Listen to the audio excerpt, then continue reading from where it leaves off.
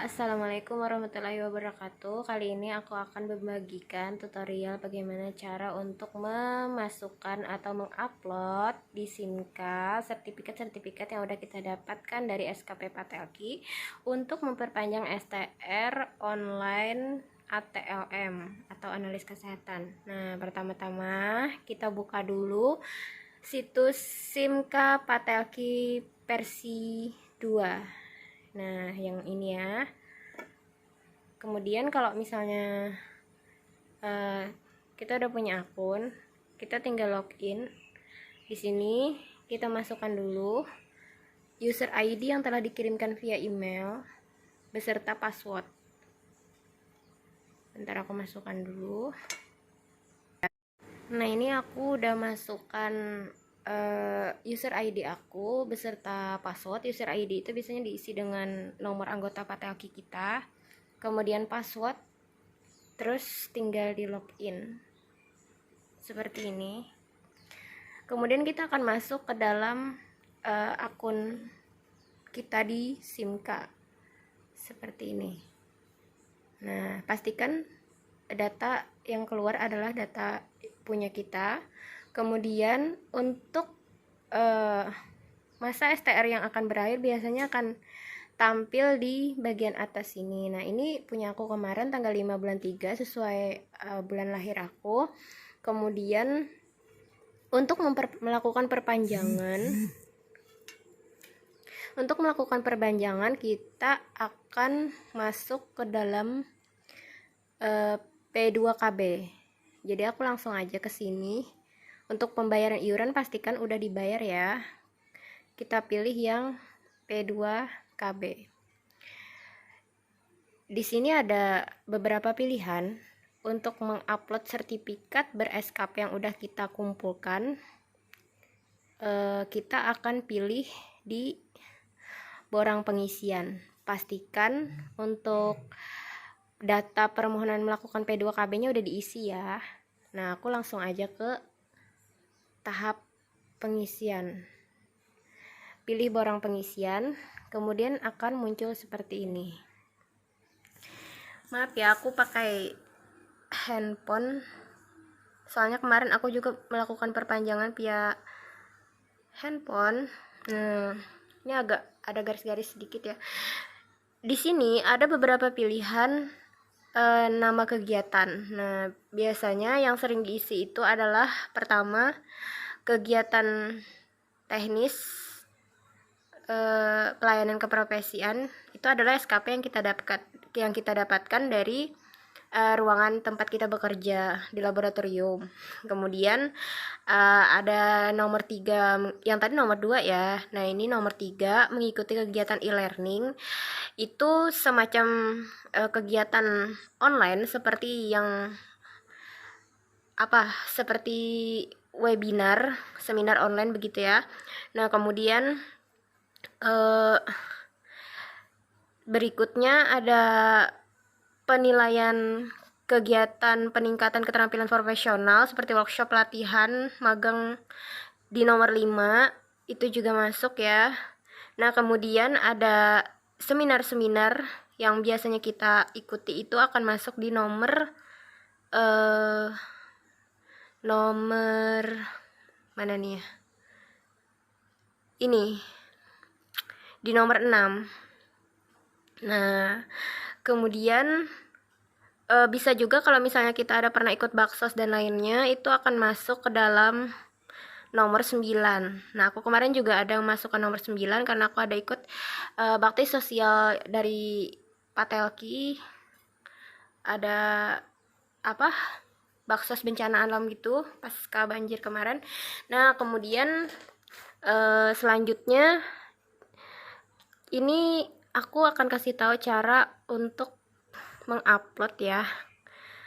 Sorry, ini pakai handphone ya, agak kecil, tapi kira-kira bisa dilihat di sini. Contoh untuk penguploadan sertifikat seminar kali ya yang aku contohkan. Nah, ini ada di nomor 6. Jadi kita pilih nomor 6 ini, kita input, tinggal kita pilih input. Bentar ya.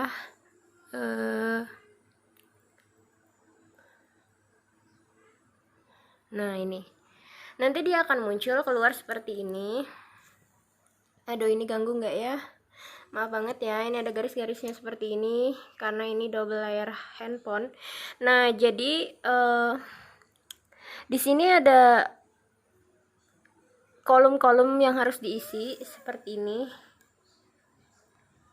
Nah, jadi di bagian kolom pilihannya ini kan ada penilaian kegiatan ilmiah kognitif dalam kurung seminar, simposium, diskusi panel, round table discussion, dan diseminasi.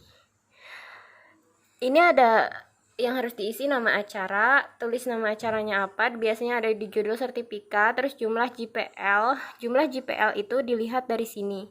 Jadi kalau seumpama misalkan kita kita ikut acaranya, itu acaranya jenisnya apa dulu, misalnya lokal atau nasional, tinggal kita cari, terus kemudian kita sebagai apa, misalnya sebagai peserta atau pembicara, tinggal kita cari JPL-nya berapa. Nah, kayak aku kemarin misalnya aku ikut seminar nasional dan aku sebagai peserta, otomatis aku akan cari di sini nasional peserta. Aku akan pilih yang 4 sampai 6 JPL. Aku isi 4 aja kemarin. Nilai yang paling minim ya. Jadi seperti itu.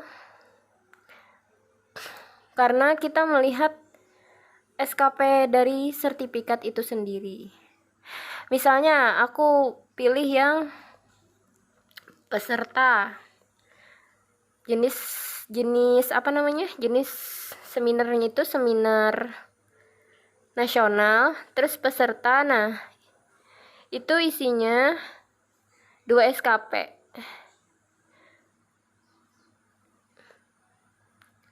Otomatis aku akan pilih yang 4 sampai 6 JPL seperti itu. Intinya disesuaikan aja untuk JPL-nya. Kemudian ini sesuai jenis acaranya tadi ya, kegiatannya.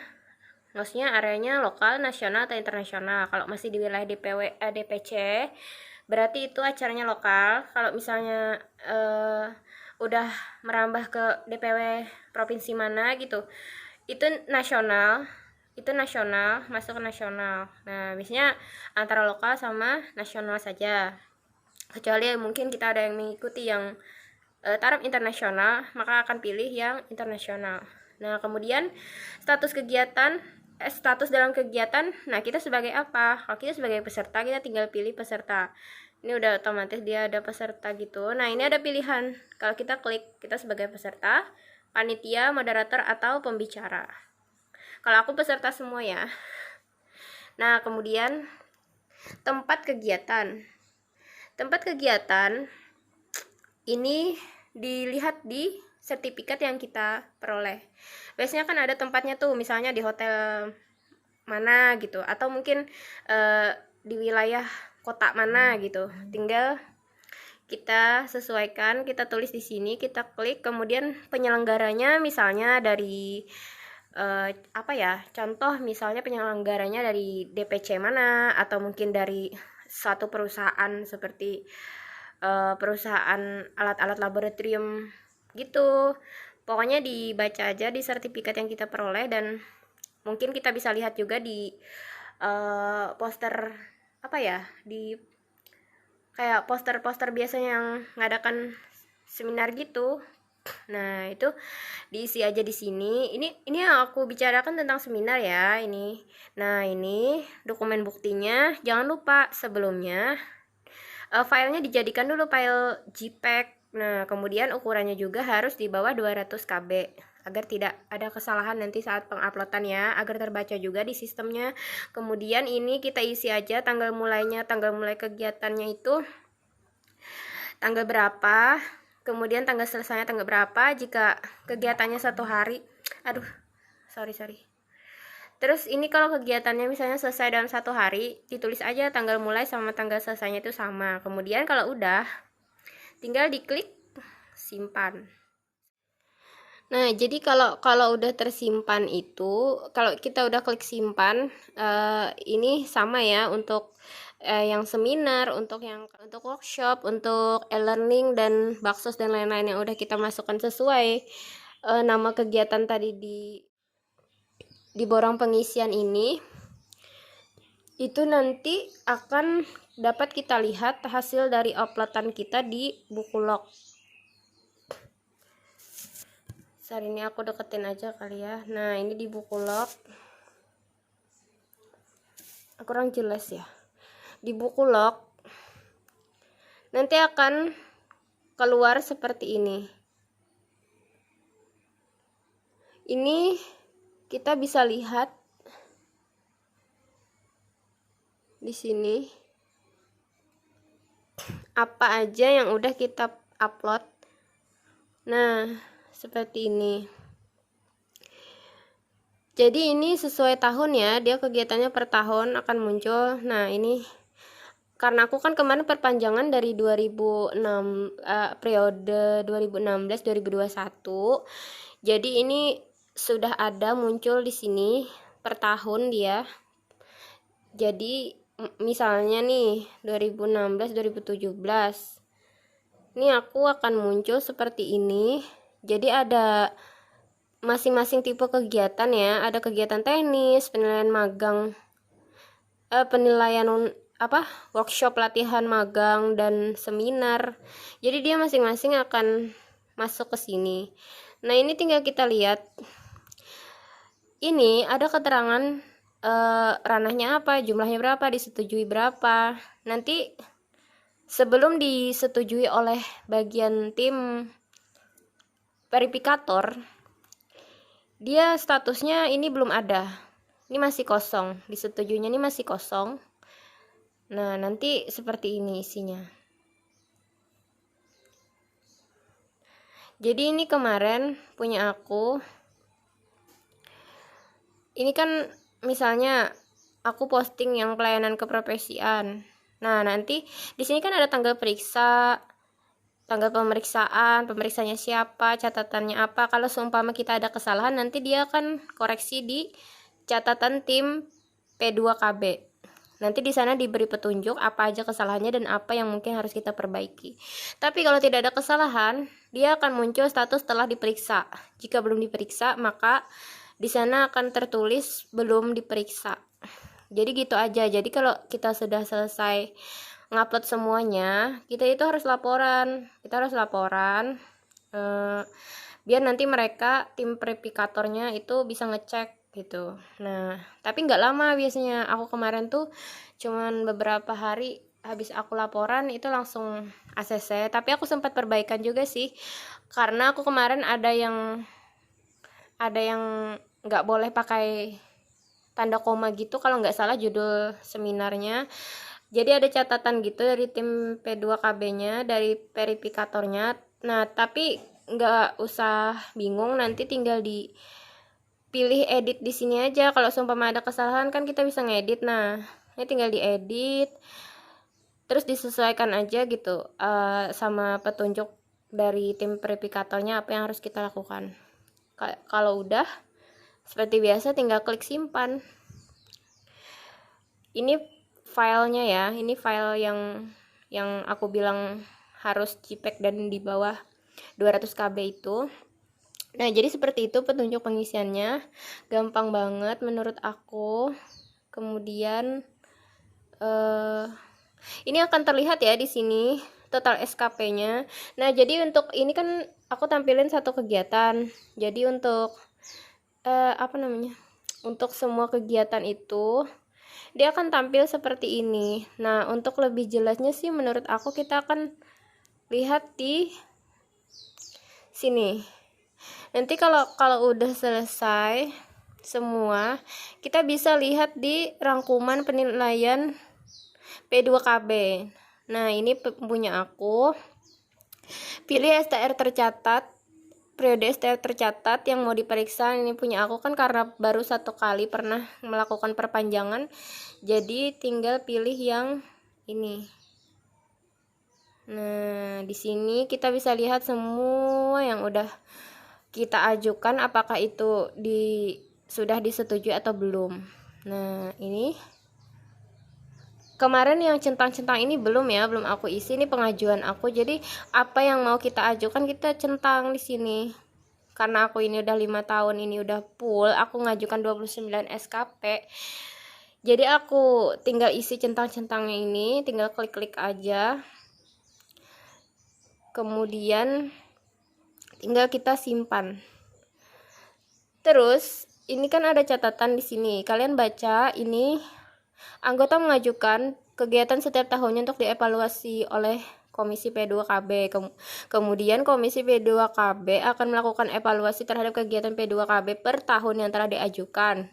Kemudian Komisi P2KB memberikan hasil evaluasi dan borang penilaian diri serta surat rekomendasi kepada Kolegium Patelki setelah semua kegiatan dievaluasi dan disetujui.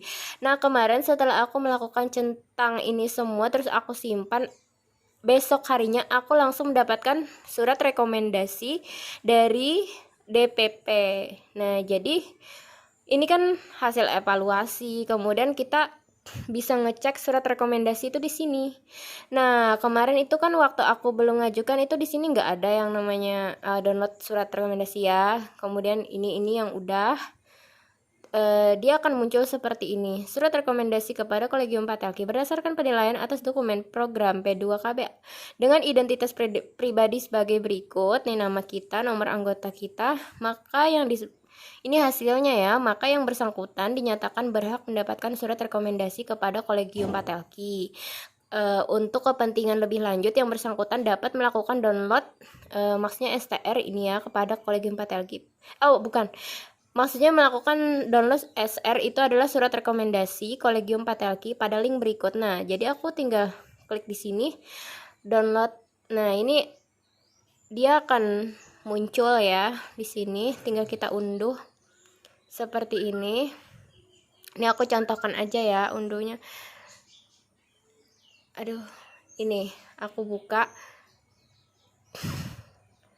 Nah, dia akan muncul seperti ini. Ini kemarin punya aku. Nah, setelah kita dapat surat rekomendasi seperti ini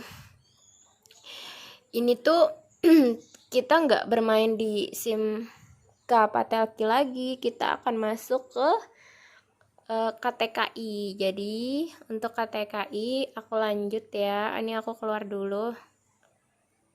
Aku lanjut di video berikutnya.